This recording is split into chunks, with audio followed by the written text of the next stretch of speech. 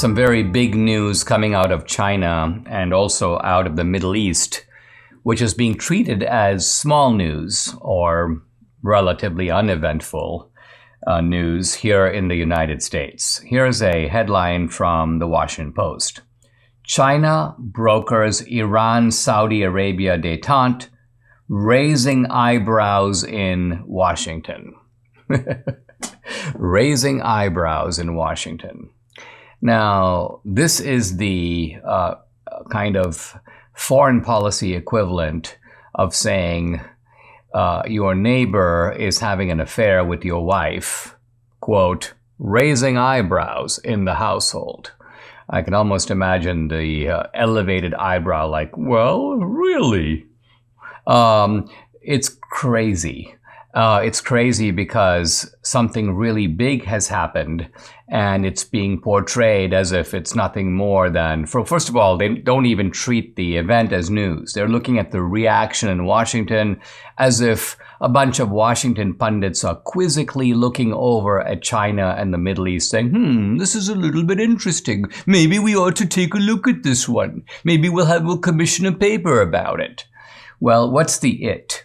The it here is this.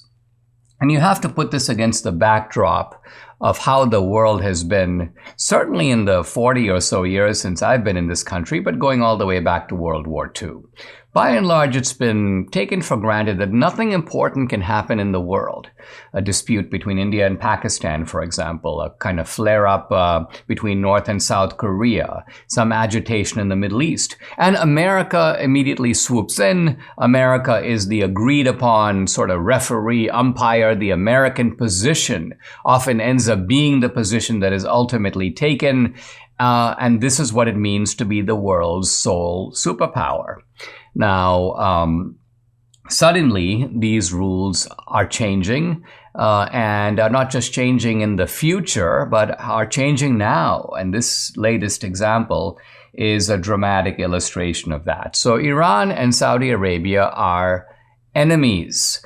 It's important to emphasize that Iran and Saudi Arabia are, some people think, well, they're both Muslims, and so obviously they're not enemies. Well, actually, no. First of all, the Saudis are Arabs.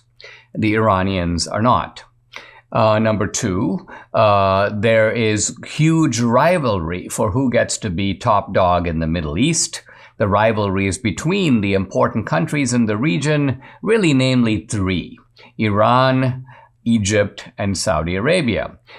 Saudi Arabia has by and large been in the American orbit. It's been our ally, and Iran has been our adversary, at least since the Khomeini revolution of the late 1970s.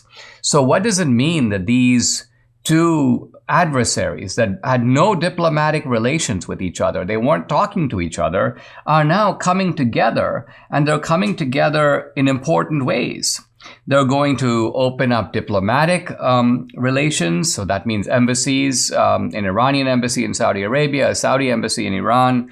They're also going to begin a trade partnership and a technology partnership while respecting, quote, the principle of non-interference in the internal affairs of states. So the Saudis are not going to try to foment dissent in Iran, and the Iranians are agreeing not to do the same in Saudi Arabia. Now, this deal was brokered by China, apparently with some help of Oman and one or two other of the Arab kingdoms.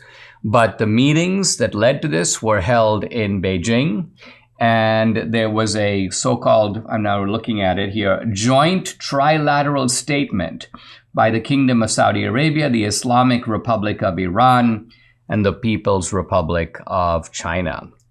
I think that this signals an exit of Saudi Arabia from the Western orbit.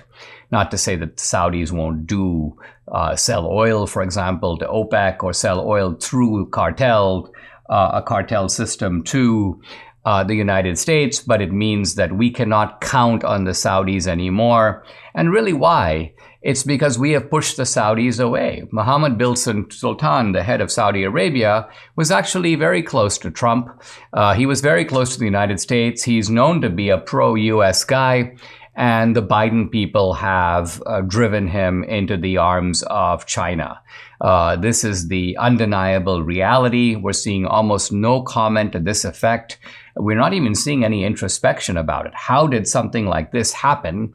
And as I say, it's a really big deal. In fact, I call it, using a chess analogy, it's a check on the global chessboard.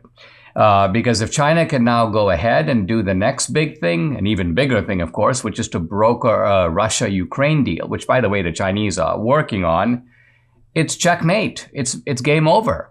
It means that China has now taken over from the United States as being the great broker of trouble spots around the world. The Chinese are going to start acting that way because they will have demonstrated, not only in the case of Iran and the Saudis, but perhaps also in the case of Putin and Zelensky, that if you want to make a deal, Xi is the one you need to be talking to.